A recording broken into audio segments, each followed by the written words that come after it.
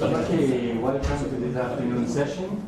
And I'm sorry to say that I already forgot the name of the first presenter and the title of this conference. Thank you. Thanks to the organizers. Hope you will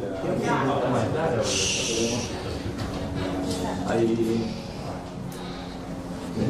decided to give this talk before forgetting the details myself. So it's still. Did he actually like the paper? Like, I don't know. Not sure.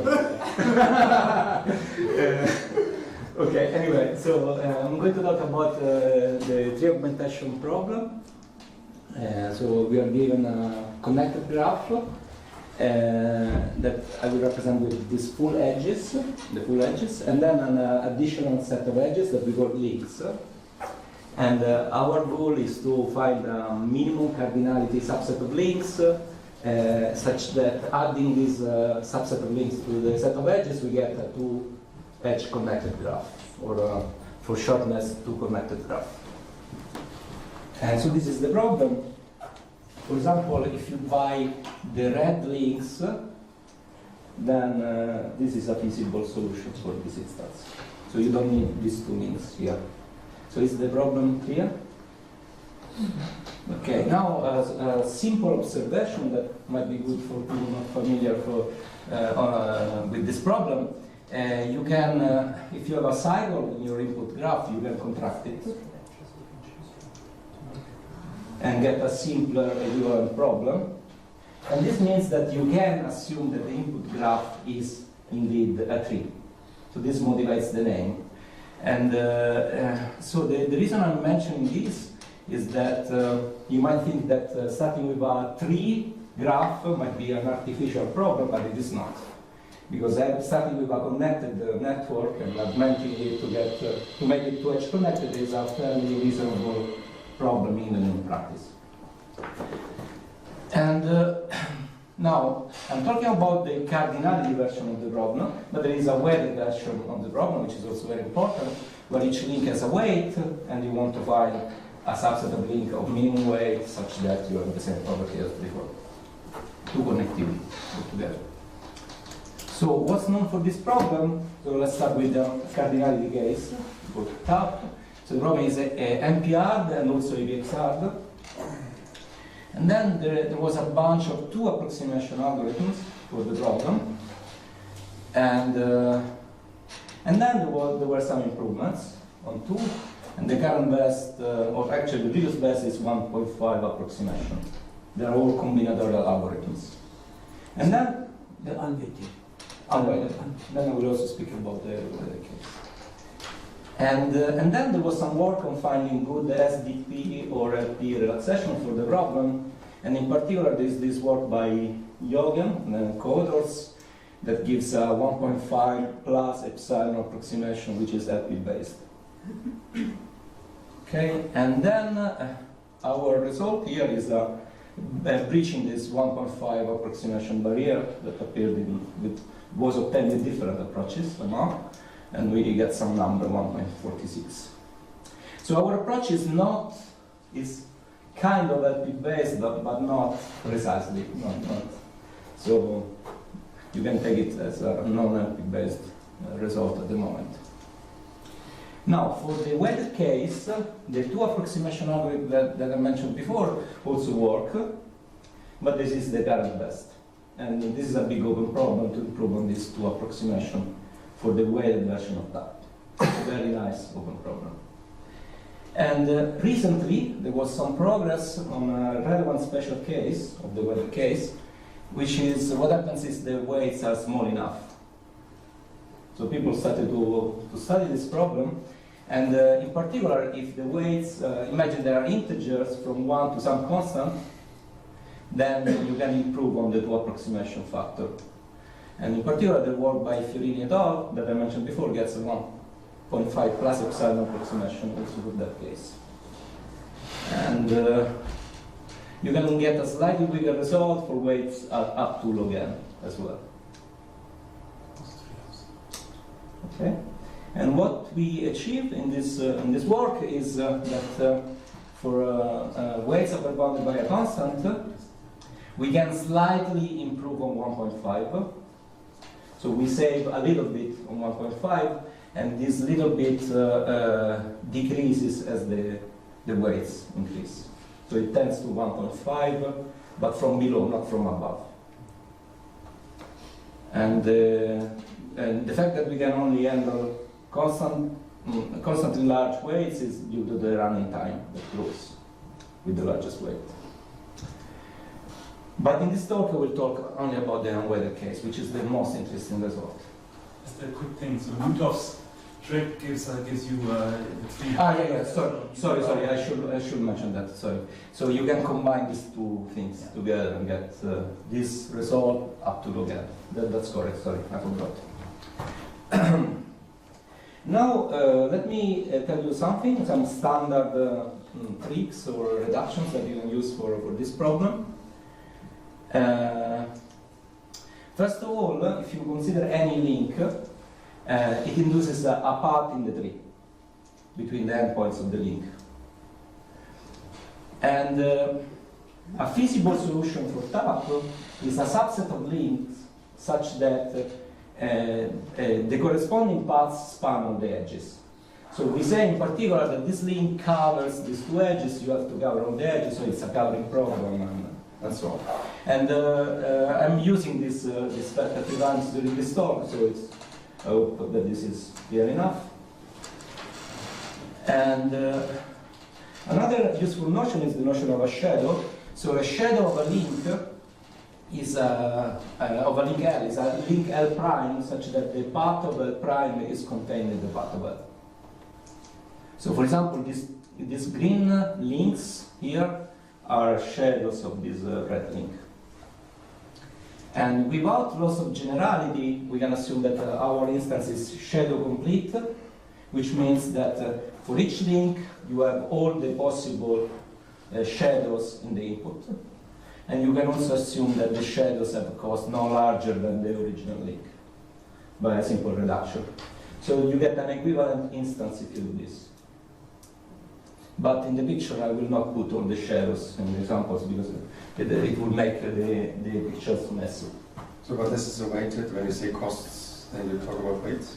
Yes, for this reduction also works for the weighted case. Good point. And and one last thing, without loss of generality, we can focus on optimum solutions which are shadow minima, which means that you cannot replace a link with one of its shadows and still get a feasible solution. And this is useful at some point in the argument. For example, if you take this solution, the red edges form a solution for this problem, for this instance, but this is not shadow minimal because I can replace this link here with this link here, which is a shadow, and still get a feasible solution. Okay, so since we have a shadow complete instance, we can always find an optimum solution, which is shadow minimal. So we can just restrict our attention to those solutions. So questions so far? This is still very basic for us.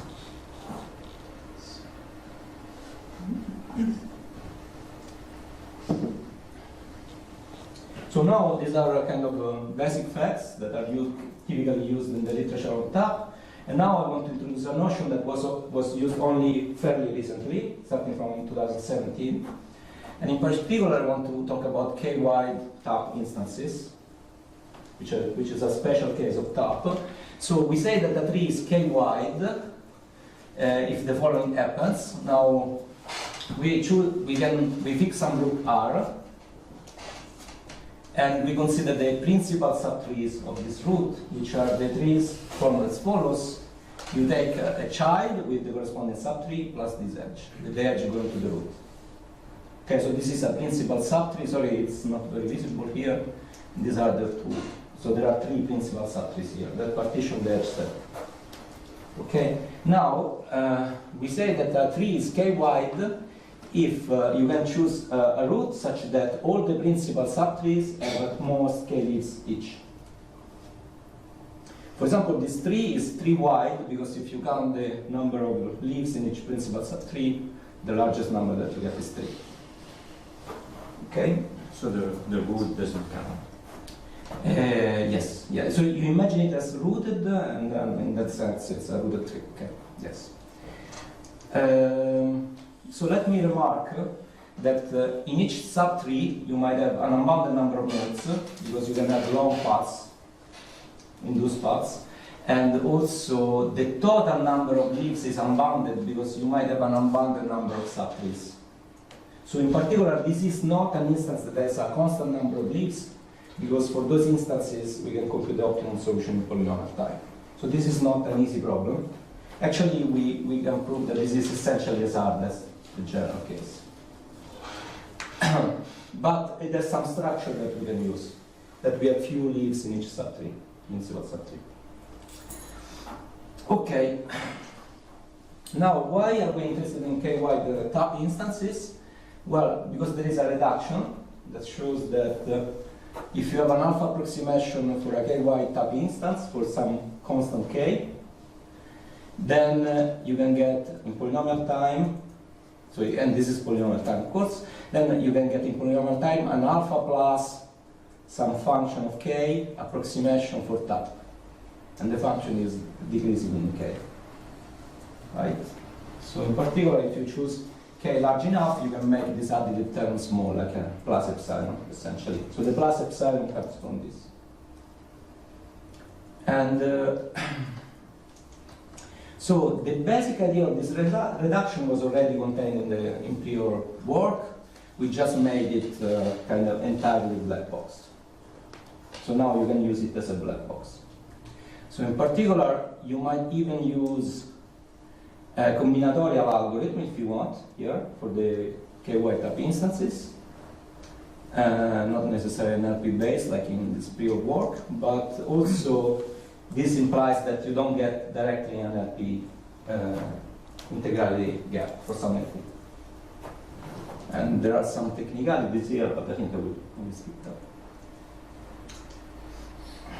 And so in the rest of the talk, I want to present some better than 1.5 approximation for k-wide tap instances. Maybe I didn't say that, but so what I mean is that you get, it's a tap instance where the tree is k-wide. No, I hope it's obvious. So again, questions? Is the plan clear? We have a reduction, so now we can focus on these instances.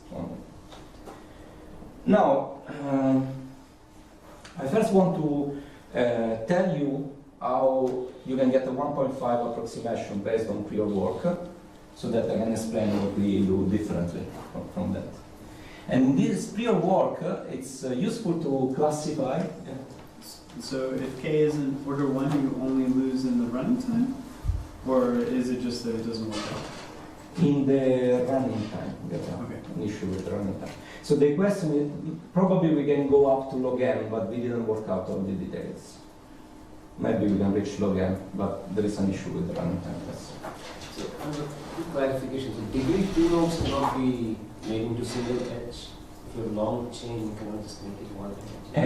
In the weighted case, you can, it depends, right? But in the weighted case, there are some, you cannot just contract them, no? You can weighted case. In the weighted case, you cannot just contract them. So you might need to buy links inside the long path in some way. So the path case is easy, but you have to combine it with the tree structure. So you have a combination of the two things. Ah, right. So Somehow they help. So the cost of the link is the size of its underlying path. Is the length of its path. Right? Not the length, but how much you will pay to cover it, plus it depends where you start and you end. So, in the unweighted case, what it's just in the one unweighted case? What do you mean? So if I give you a path, yeah. then you can compute the optimum solution in polynomial time. It will be a subset of links. What is the objective function? Is to minimize the number of added edges, not the length of the path that are subsumed by the edges that you add.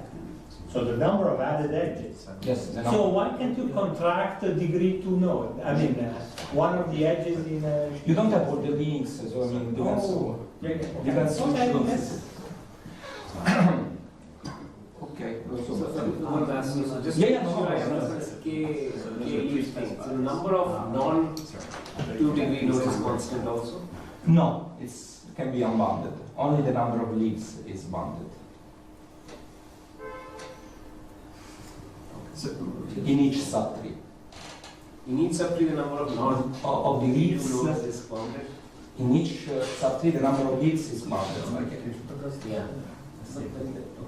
so can you, how many links do we have? Like, so, It's a you said it was complete, or is it just given? I mean, you are given an input subset of links, not all the possible links, just a subset, and you can augment it by adding the kind of the sublinks, the shadows.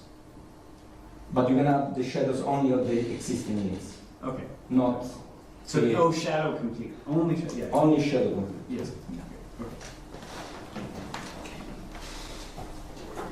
And so it is useful to classify the links as follows. So remember that there is a root, and then we call a link a cross link if the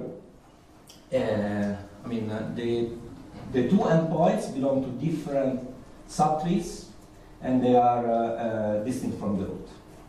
So this is a cross link. Okay? Because I'm using this term several times, so it's important to understand it well. And then I call a link a nil link if both endpoints are in the same subtree and no endpoint is an ancestor of the other. And the remaining links are the uplinks. So they have both endpoints in the same subtree and one endpoint is an ancestor of the other. So let me mention that in the literature and even in our paper, sometimes in-links are defined so that they include the uplinks. So uplinks are a special case, but I think for this talk it's clearer to have a tree partition of the link set. Now how do you get 1.5 approximation? So essentially you can take the best of two solutions. One solution is good if you have many crosslinks, and the other is good if you have many in-links. And the best of the two is a 1.5 approximation. And for the many crosslinks case, essentially you can use the ideas from Fiorini et al. And for many in-links case, essentially you can use the idea by Adjustvili. I'm saying essentially because they were not using this black box reduction, so the presentation is a bit different. So I'm slightly simplifying their presentation. So let me show the two algorithms, how they work. Okay? So first case, you have many crosslinks. Now, then the others consider the following LP. So you have a variable XL for each link L that tells you if you take the link or not. And then the set of constraints 1 are the standard cut constraints that tells you that for each edge you have to buy at least one link that covers the edge. Okay, this is the set standard cut LP constraints. And they add some more constraints that they can separate in programming time. And now let's see how we can use this type of LP. So the intuitive idea is as follows. Take each in-link and replace it with the two shadows which are uplinks and cover the same edges. Oh, wow. Okay. So let me show you, this is what you do. For example, you take this in-link and you replace it with two uplinks that cover the same set of edges. Now, with the same fractional value, right, of the original in-link. Now, how much do you pay for this fractional solution? For the cross-links and the uplinks, the same as before, and you double the cost of the in-links. And for instances of the problem with only uplinks and crosslinks, the authors prove that this LP is integral. So you can actually compute an integral solution that has this value at most. So this is algorithm number 1. And now let's see Wait, say that again? So it's integral without... Without inlinks. Okay, no, right. So only uplinks and crosslinks. Okay. And now the algorithm number 2 uses a different LP. You have the same, the beginning is the same, standard cut LP. And by LP sub in and cross and so on, Ah, what you yeah, mean yeah. is you look at the value on the end links of Yeah, the solution to that LP. Yeah, exactly. So I try not to define all the notation and see if it is intuitive enough. So you're right, it's like this. And So you understand the meaning of this. Okay. And it's also so easy to do all this separation and whatever. Yeah, they did that. Not easy. Not easy. Yeah, sure. So the Weber is about that, essentially.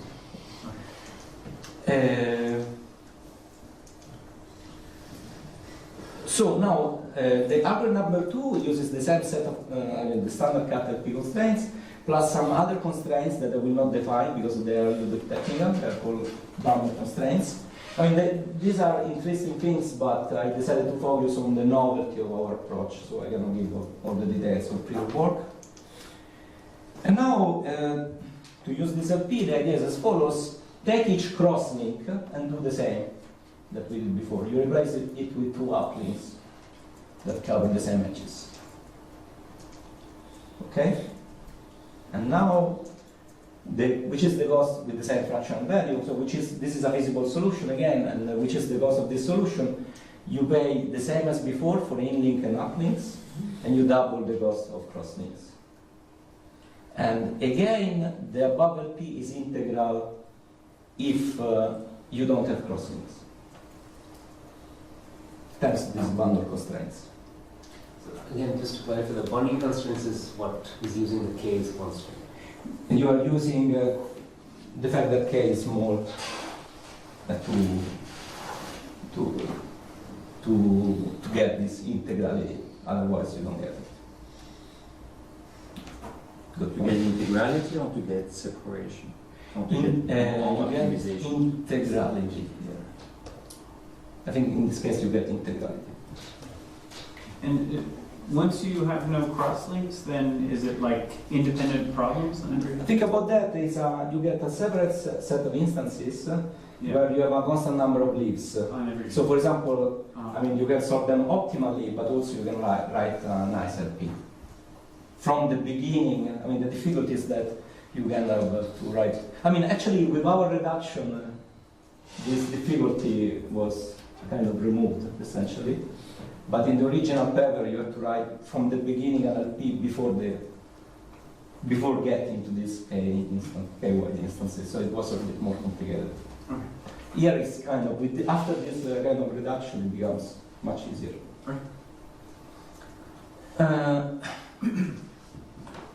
Unfortunately, I cannot give you all the details.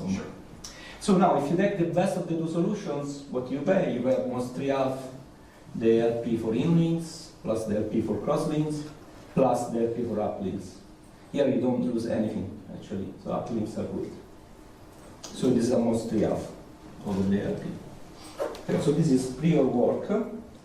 Let me mention that in the worst case, what happens is that you don't have essentially uplinks, and the in-links and cross-links take 1/2 of the LP value each.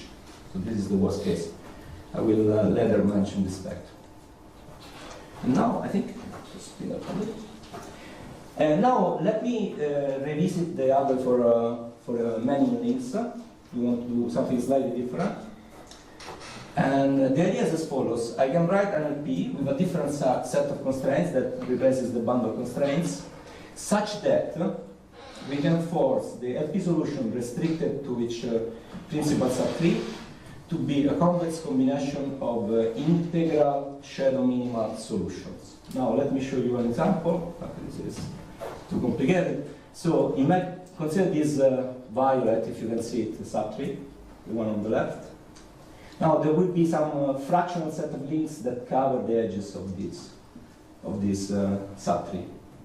For example, you can take these 4 edges, each one with value 0.5, and you will cover all the violet edges. Now we can force this subset of the LP solution to be a convex combination of integral feasible solution for the edges of that subtree. For example, if you take 1/2 of this plus 1/2 of that, these are both integral feasible solution just for the violet edges, we can enforce this. Okay, so this is what we do. And now, a random algorithm might work as follows. So for each subtree, you sample independently one feasible solution according to the probability distribution given by the convex combination, and you output the union of these sample solutions. So since each solution covers a principal subtree, the solution is always feasible. And how much do you pay in expectation? So the idea is that for the in and up links in expectation, you just pay the same as the LP. And for the cross link, you can pay at most a factor 2 extra. And the reason is that essentially a cross link may be sampled twice, because of two different subtrees. For example, if we consider this link here, it might be sampled when we consider the subtree on the left, but also when we consider the subtree on the right. So in the worst case, you get a factor 2 is a little bit less. So the principal subtree constraints, are those same as the bundle constraints? No, they are different. But still fairly simple. Now, our idea. So which is our idea? So far we just got the same result as before, and now we want to improve. And the way we improve it is that we take this solution and we reduce its cost by modifying the sets of links. Okay? So we got this solution, this expected cost, and now we do some post-processing and we reduce its cost. And that's why we get better than tree-arc approximation. So we reduce substantially the cost. And let's see how we do that. So imagine that we have these different subtrees. For each one of them we sample links, some links. And consider, for example, this violet cross link here. So we might sample some cross links, right? Now, with respect to the violet subtree, this cross link has to cover only this edge. However, it happens to cover some more edges, right? But we don't care about those edges because when we sample a solution for the yellow tree, we have to cover anyway those edges, right? So, this is just what I just said. This means that we might shortcut each cross-link that we sample so that it goes from the endpoint inside the subtree that is responsible for the sampling up to the root. So we can do this, and this. And we still get a feasible solution of the same cardinality, and I'm using the shadows here. Okay? So same cardinality as before. Now, we call a node active if it is the non-root endpoint of one of these shortened links. So these are the set of active nodes. This is a random set. And now imagine that there exists a cross-link which has both endpoints active. Now, in this case, it's a good idea to add this link to our solution and remove two other links. Right? We can do that and still get a feasible solution. So we remove two links and we add one link, so we save one link. And more in general, you can take a matching, a maximum matching over active nodes and crosslinks. And what we can say is in expectation the size of this matching. Okay, and so what we prove is that the size of this matching is large in expectation. And this is enough. So let's see if I can manage to say it. I have 1 minute, 1 minute. So what we prove is the size of the matching is the square of the LP value of crosslinks divided by the number of nodes. Actually, we use a slight variant of this. It goes a little bit more in general. And the proof is as follows. You take the crosslinks and define xd as the sum of the values of the crosslinks incident on node v. And you can prove that this is at most 1 by shadow minimality. And so now, the probability that a node is active is this value xv. And due to the fact that we sample independently in each subtree, the probability that two nodes that are endpoints of a cross-link are active simultaneously is the product of the probabilities. They are independent. And what we can show is that essentially you can assume that in the worst case, the x values define a sparse set that contains at most number of nodes edges. We can use a sparsification argument to get that. So you get some sparse solution that contains only the edges. And then we do the following.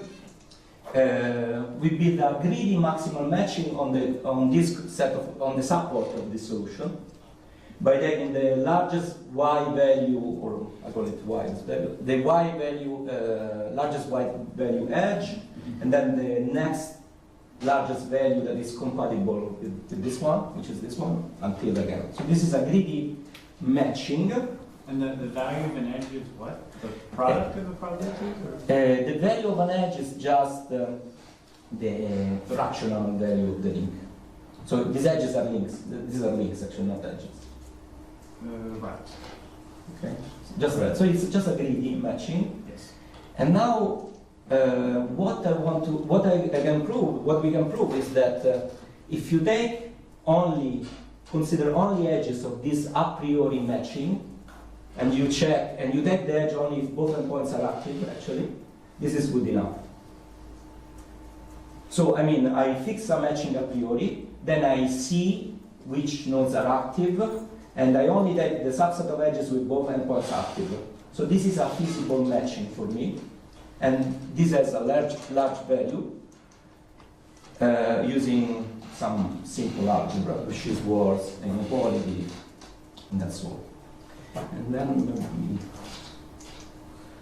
essentially we can prove that in general what you save is constant fraction of the LP in the worst case. Okay, so I think Okay.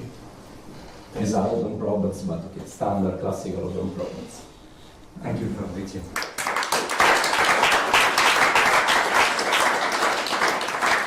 Any questions?